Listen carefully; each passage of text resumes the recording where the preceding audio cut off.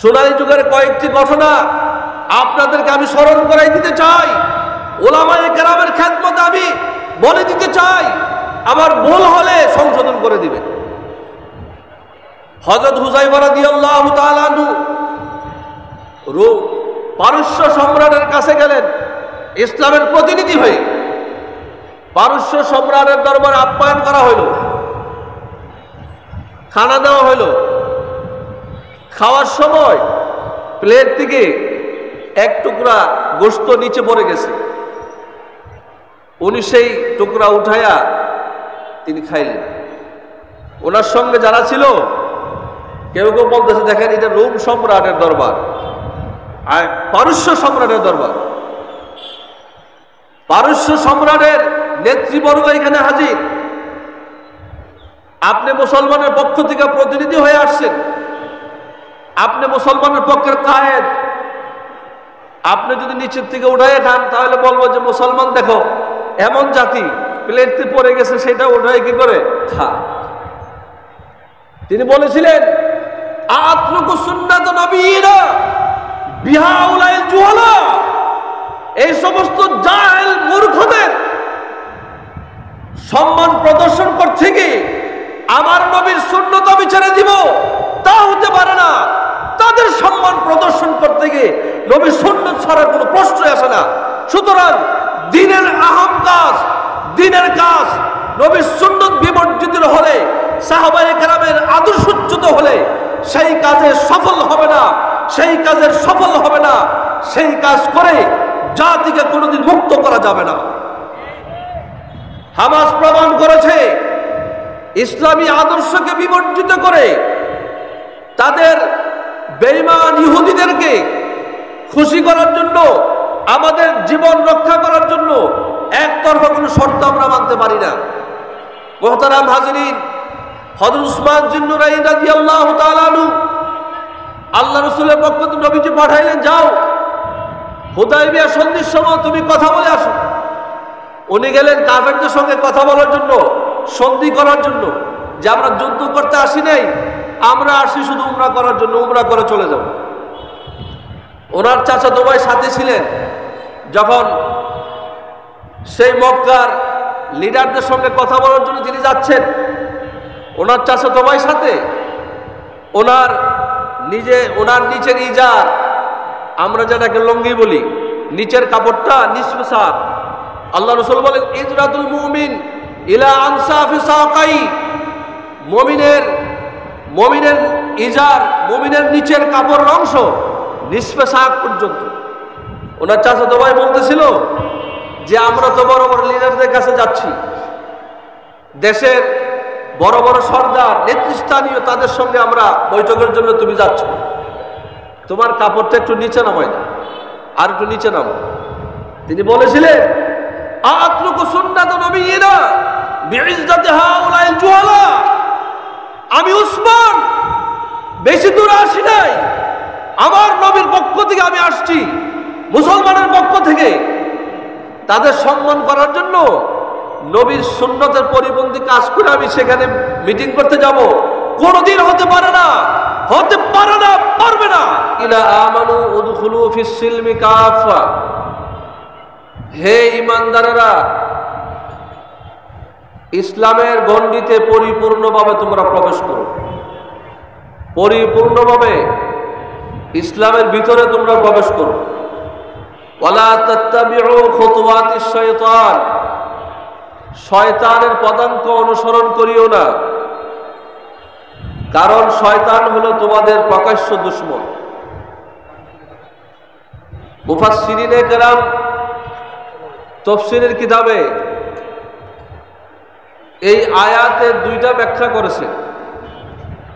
একটা হলো উদখুলু ফিস সিলমি কাফা, ইসলামের ভিতরে, ইসলামের মধ্যে পরিপূর্ণভাবে প্রবেশ করো। এর অর্থ হলো তুমি ইসলামের গণ্ডির ভিতরে, ইসলামের মধ্যে পূর্ণাঙ্গভাবে প্রবেশ করো। এমন যেন না হয় মুখে ইসলামের মধ্যে ইসলামের কথা বলো, অন্তরের মধ্যে ইসলামের বিরুদ্ধে, ইসলামের ব্যাপারে বিষোদাগার রয়েছে। মৌখিকভাবে তুমি ইসলামের কথা বলো, অন্তর দিয়ে ইসলামের কথা বিপক্ষে কথা বলো, অথবা অন্তর দিয়ে ইসলাম পালন করো আর মুখের দ্বারা ইসলামের ব্যাপারে গোজামিল দিয়ে কথা বলো, তোমার অঙ্গ প্রত্যঙ্গ, হাত পা চোখ মুখ পরিপূর্ণ অঙ্গের মাধ্যমে ইসলামের মধ্যে পরিপূর্ণভাবে তুমি প্রবেশ করো। আরেকটা ব্যাখ্যা হলো ইসলামের ভিতরে পূর্ণাঙ্গরূপে তোমরা প্রবেশ করো, এমন যেন না হয় ইসলামের কিছু বিধান তুমি মানো, কিছু বিধানকে তুমি মানো না। ইসলামের কিছু বিধানকে তুমি পালন করো, কিছু বিধানের ব্যাপারে তুমি শিথিলতা অবলম্বন করো। ইসলামের বিধানের ব্যাপারে কিছু বিশুদ্ধ কথা বলো, কিছু কিছু বিধানের ব্যাপারে অশুদ্ধ এবং তোমার মন গড়া মত এবং পথ তুমি মানুষের সামনে প্রবেশ করো, প্রকাশ করো, এরকম যেন না হয়। নামাজের সময় ইসলামের নবীর তরিকা অনুযায়ী নামাজ পড়ো, ব্যবসা করার সময় ইসলামের পরিপন্থী ব্যবসা করো, রাজনীতি করার সময় ইসলামের পরিপন্থী তুমি রাজনীতি করো, সংগঠন করার সময় ইসলামের বিরুদ্ধে তুমি সংগঠন করো, বিভিন্ন সমিতি বিভিন্ন কাজ করতে কি ইসলামের সহি ব্যাখ্যা সহি অনুসরণকে বাদ দিয়ে গলত লাইনে এবং বিপদগামী লাইনে তুমি তোমার কাজগুলি পরিচালনা করতে থাকো, এরকম যেন না হয়। মুহতারাম হাজিরিন, আল্লামা মুফতি আমিনুর রহমাতুল্লাহি আলাইহি, ওনার নাম আপনারা শুনেছেন, অনেকেই দেখেছেন। উনি বলেছিলেন এই দেশের কওমি মাদ্রাসা, ইসলামের প্রত্যেকটা কওমি মাদ্রাসা ইসলামের সেনানিবাস। প্রত্যেকটা মাদ্রাসা থেকে ইসলামের পক্ষে, কুফরের বিরুদ্ধে, ইসলামের পক্ষে, নাস্তিকের বিরুদ্ধে, ইসলামের পক্ষে এবং হাদিস যারা বিশুদ্ধাগার করে তাদের বিরুদ্ধে, ইসলামের পক্ষে মুশরিকদের বিরুদ্ধে আওয়াজ বুলন্দ হবে, ইসলামের পতাকা উড্ডীন হবে, ইসলামের যাত্রা শুরু হবে। ইসলামের যাত্রা কেউ দমাইতে পারবে না। মুহতারাম হাজিরিন, আমরা যদি মনে করি কওমি মাদ্রাসাগুলি, মাসাজিদগুলি শুধু নামাজ পড়বো, শুধু তালিম দিব, শুধু তাই নয়, প্রয়োজন হলে ইসলামের জন্য কুরবানি যদি করতে হয়, কুরবানি দেওয়ার জন্য আমরা প্রস্তুত হয়ে যাব ইনশাআল্লাহ। মুহতারাম হাজিরিন, আফগানিস্তানে ৩২,০০০ কওমি মাদ্রাসা আছে। এক আফগানি মুজাহিদের সঙ্গে কথা হয়েছে। ৩২,০০০ কওমি মাদ্রাসার ছাত্ররা দিনের বেলা দরস ও তাদরিসের কাজ করেছে, রাতের অন্ধকারে এশারের নামাজ পড়ে সারা রাত তারা যুদ্ধ করেছে। দীর্ঘ ২০ বছর যুদ্ধ করার পরে আল্লাহ পাক রব্বুল আলামিন তাদেরকে বিজয় দান করছে।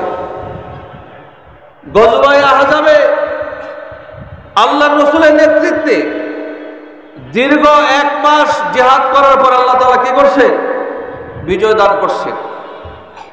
আমরা এমন একটা সময় আপনাদের এই শহরে, এই ময়দানে আমরা বসেছি দিনের দাওয়াতের কাজ নিয়ে, যখন আকাশে বাতাসে ফিলিস্তিনের শিশু মা বোনদের রক্তের সেই লাল দেখা যাচ্ছে, মজলুম মুসলমানদের আর্তনাদের আওয়াজ শোনা যাচ্ছে। ফিলিস্তিন গাজাকে বোম্বিং করে মসজিদ পর্যন্ত মাটির গর্ভে বিলীন করে দেওয়া হয়েছে। কিন্তু আজকে ইসলামী মামালিক, ইসলামী রাষ্ট্রপ্রধানরা চুপ করে বসে আছে। আমরা আওয়াজ শুরু করেছি, এই দেশের তাওহীদ জনতা শুরু করেছে, পাকিস্তান শুরু করেছে, ভারতের মুসলমান শুরু করেছে। ইনশাআল্লাহ ইনশাআল্লাহ ফিলিস্তিন গাজা বিজয় হবে ইনশাআল্লাহ। ইহুদি খ্রিস্টান, সেই বেঈমান ইহুদিরা ইনশাআল্লাহ পরাজিত হবে, সেদিন বেশি দূরে নয় ইনশাআল্লাহুল আযীম। মুহতারাম হাজিরিন, আল্লাহ পাক রব্বুল আলামিন পবিত্র কোরআনের সূরা নিসার মধ্যে বলেন, ওমা লাকুম লা তুকাতিলুনা ফি সাবিলিল্লাহ, তোমাদের কি হলো, তোমরা কেন আল্লাহর পথে জিহাদ করো না, কিতাল করো না? আল্লাহ বলেন, ওমা লাকুম লা তুকাতিলুনা ফি সাবিলিল্লাহ, তোমাদের কি হলো, তোমরা কেন আল্লাহর পথে কিতাল করো না?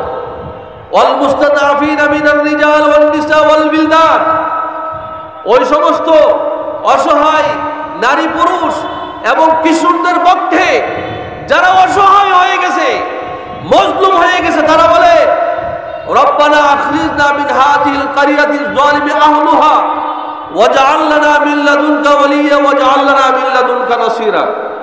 হে আমাদের প্রভু, হে আমাদের আল্লাহ, হে আমাদের রব, এই নির্যাতিত নিপীড়িত অত্যাচারিত জনপদ থেকে তুমি আমাদেরকে মুক্তি দান করো, আমাদের জন্য কোনো কায়েদ পাঠাও, আমাদের জন্য কোনো ওয়ালি ব্যবস্থা করে পাঠাও, আমাদের জন্য তোমার পক্ষ থেকে মনোনীত কোনো ব্যক্তিকে তুমি পাঠাও। আল্লাযীনা আমানু ইউকাতিলুনা ফি সাবিলিল্লাহ, আল্লাহ বলেন যারা ঈমান গ্রহণ করছে তারা কিতাল করে আল্লাহর রাস্তায়। ওয়াল্লাযীনা কাফারু ইউকাতিলুনা ফি সাবিলিত তাগুত, যারা কাফের বেঈমান মুশরিক তারা তাগুতের পথে তারা লড়াই করে, তাগুতের পথে। আল্লাহ বলেন, ফাকাতিলু আইম্মাতাল কুফর ইন্না কায়দাশ শায়তানি কানা যায়ীফা, শয়তানের হটকারিতা তার যতই কৌশল হোক কেন অত্যন্ত যায়ীফ। আল ফাকাতিলু আইম্মাতাল কুফর, কাফেরের লিডার, কাফেরদের লিডার, তাদের ঠাকুরদেরকে ধরে হত্যা করো, ছুরিতে ছড়াও, ফাদরিবু ফাওকাল আনাক, তাদের গর্দান উড়ে দাও, ওয়াদরিবু মিনহুম কুল্লা বানান, তাদের অস্তিত্ব বিলীন করে দাও।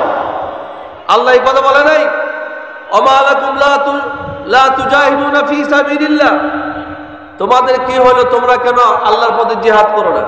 আল্লাহ ডাইরেক্ট বলেন, ওমা লাকুম লা তুকাতিলুনা ফি সাবিলিল্লাহ, তোমাদের কি হলো, তোমরা আল্লাহর রাস্তায় কেন কিতাল করো? মুহতারাম হাজিরিন, উলামায়ে কেরাম, সংগ্রামী তাওহীদি জনতা, সেই আয়াতের দিকে ফিরে যায়। দ্বিতীয় ব্যাখ্যায় রাজনীতি করো, সমাজনীতি করো, অর্থনীতি করো, ব্যবসা করো, বাণিজ্য করো, সব কিছু ইসলামের গণ্ডির ভিতরে থেকে করতে হবে। আম্বিয়া কেরাম নবুয়তের গুরুদায়িত্ব পালন করেছে, নবুয়তের সীমারেখা অতিক্রম করে নাই। রাসূলগণ নবুয়তের গুরুদায়িত্ব পালন করেছে, রিসালাতের গুরুদায়িত্ব পালন করেছে, সীমারেখা অতিক্রম করে নাই। আম্বিয়া কেরাম নবুয়তের বিশাল দায়িত্ব পালন করেছে, নবুয়তের সীমারেখা অতিক্রম করে নাই। কোন আম্বিয়া কেরাম, কোন নবীগণ হাসরের মাঠে উঠবে, তার উম্মত হবে 100 জন, কারো 80 জন, কারো 40 জন, কারো 4 জন। কোন নবী আসবেন যার কোনো অনুসারী থাকবে না। ওনাদের বয়ানের মধ্যে, ওনাদের দাওয়াতের মধ্যে সেই সালাহিয়ত, সেই ইস্তেদাদ ছিল না যে মানুষকে দেখে আল্লাহর পথে আনার মতন। উম্মতের পথ, উম্মতের মত পরিহার করতে বাধ্য হয়েছে, কিন্তু নবুয়তের সীমারেখা অতিক্রম করে নাই, রিসালাতের সীমারেখা অতিক্রম করে নাই। সুতরাং আমারও যত দায়িত্ব, যত কঠিন কাজ পালন করতে হয় না কেন, নবীর আদর্শ, সাহাবায়ে কেরামের আদর্শ বাদ দেওয়ার কোনো প্রশ্নই আসে না, প্রশ্নই আসে না, প্রশ্নই আসে না। সোনালী যুগের কয়েকটি ঘটনা আপনাদেরকে আমি স্মরণ করাই দিতে চাই, উলামায়ে কেরামের খেদমতে আমি বলে দিতে চাই, আমার ভুল হলে সংশোধন করে দিবেন। হযরত হুযায়ফা রাদিয়াল্লাহু তাআলা আনহু পারস্য সম্রাটের কাছে গেলেন ইসলামের প্রতিনিধি হয়ে। পারস্য সম্রাটের দরবারে আপ্যায়ন করা হইল। খানা দেওয়া হলো। খাওয়ার সময় প্লেট থেকে এক টুকরা গোশত নিচে পড়ে গেছে। উনি সেই টুকরা উঠাইয়া তিনি খাইলেন। ওনার সঙ্গে যারা ছিল কেউ কেউ বলতেছে, দেখেন এটা রোম সম্রাটের দরবার আর পারস্য সম্রাটের দরবার। পারস্য সম্রাটের নেতৃবর্গ এখানে হাজির। আপনি মুসলমানের পক্ষ থেকে প্রতিনিধি হয়ে আসছেন, আপনি মুসলমানের পক্ষের কায়েদ। আপনি যদি নিচের থেকে উঠাই খান তাহলে বলবো যে মুসলমান দেখো এমন জাতি, প্লেটে পড়ে গেছে সেটা উঠাই কি করে খা। তিনি বলেছিলেন, আতরুকু সুন্নাত নবীরা বিহাউলাইল জুহালা, এই সমস্ত জাহেল মূর্খদের সম্মান প্রদর্শন করতে গিয়ে আমার নবীর সুন্নত আমি ছেড়ে দিব, তা হতে পারে না।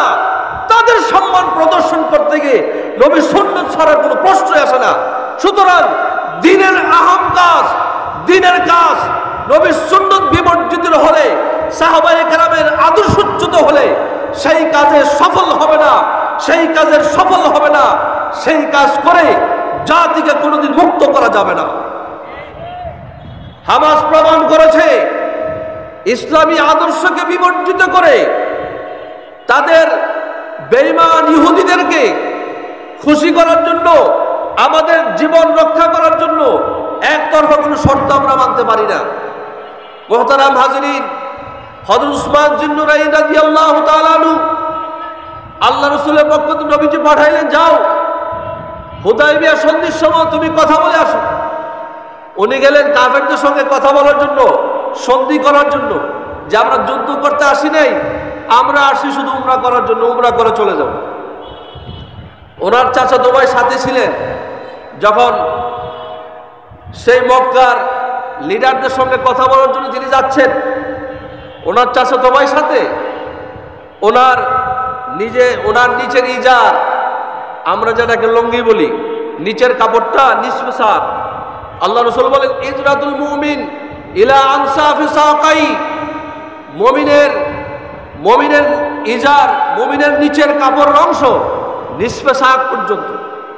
ওনার চাচাতো ভাই বলতেছিল যে আমরা তো বড় বড় লিডারদের কাছে যাচ্ছি, দেশের বড় বড় সর্দার, নেতৃস্থানীয়, তাদের সঙ্গে আমরা বৈঠকের জন্য তুমি যাচ্ছ, তোমার কাপড়টা একটু নিচে নামাই না, আর একটু নিচে নামো। তিনি বলেছিলেন, আতরুকু সুন্নাত নবীরা বিইজ্জাতি হাউলাইল জুহালা, আমি উসমান বেশি দূর আসি নাই, আমার নবীর পক্ষ থেকে আমি আসছি, মুসলমানের পক্ষ থেকে তাদের সম্মান করার জন্য নবীর সুন্নতের পরিপন্থী কাজ করে আমি সেখানে মিটিং করতে যাব। কোনোদিন হতে পারে না, হতে পারে না, পারবে না। মুহতারাম হাজিরিন, ওলামায়ে কেরাম নবীর সুন্নত আদর্শকে বর্জন করে, সাহাবায়ে কেরামের আদর্শকে বিসর্জন দিয়ে কোনো রাজনীতি হতে পারে না, সমাজনীতি হতে পারে না, অর্থনীতি হতে পারে না, সংগঠন হতে পারে না। সেই কাজে আল্লাহর কোনো সাহায্য আসবে না, আল্লাহর নুসরত আসবে না, দ্বীন কায়েম হবে না। মুহতারাম হাজিরিন, আল্লাহ সুবহানাহু ওয়া তাআলা বলেন, উদখুলু ফিস সিলমি কাফা, তোমরা ইসলামের গণ্ডিতে পরিপূর্ণভাবে প্রবেশ করো। এমন যেন না হয় মুখে ইসলামের কথা বলো, অন্তরে ইসলামের বিরুদ্ধে কথা বলো। দেখছেন না, ইসরায়েল গেছে, এই দেশ থেকে কয়েকজন ইসরায়েল ভ্রমণ করতে গেছে, কয়েকজন দালাল ইসরায়েল গেছে। এই দালালরা বলতেছে মসজিদে আকসার থেকে কয়েকশো কিলোমিটার দূরে কোনো ধরনের হামলা মামলার কোনো নিদর্শন নাই। ইসরায়েল যাওয়ার জন্য পূর্ব শর্ত হলো মুসাদের কাছে এই কথা বলতে হয়, আমরা ইসরায়েল বিরোধী নয়, আমরা ইসরায়েলের ক্ষতি চাই না, আমরা ইসরায়েলি হিতাকাঙ্ক্ষী, ইসরায়েলের কোনো ক্ষতি আমাদের দ্বারা হবে না। সেই স্বীকারোক্তি, সেই লিখিতভাবে মৌখিকভাবে যখন সেই কথা বলা হয়, তখন ইসরায়েল যাওয়ার অনুমতি দেওয়া হয়। আমরা মুসলমান ইসরায়েলের ক্ষতি হোক, ইসরায়েলের পক্ষে কোনো মুসলমান থাকতে পারে?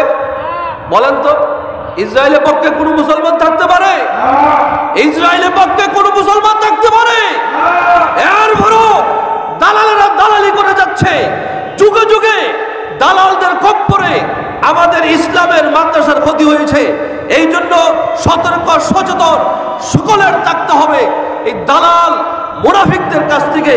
আল্লাহ পাক রব্বুল আলামিন আমাদের দেশ, জাতি, মিল্লাত, মসজিদ, মাদ্রাসাকে যেন আল্লাহ তাআলা হেফাজত করেন। আল্লাহ পাক রব্বুল আলামিন আমাদেরকে বোঝার তৌফিক দান করুক। ওয়া আখিরু দাওয়ানা আলহামদুলিল্লাহি রাব্বিল আলামিন। ধন্যবাদ মোহতারামকে তার মূল্যবান বক্তব্য পেশ করার জন্য। সম্মানিত উপস্থিতি,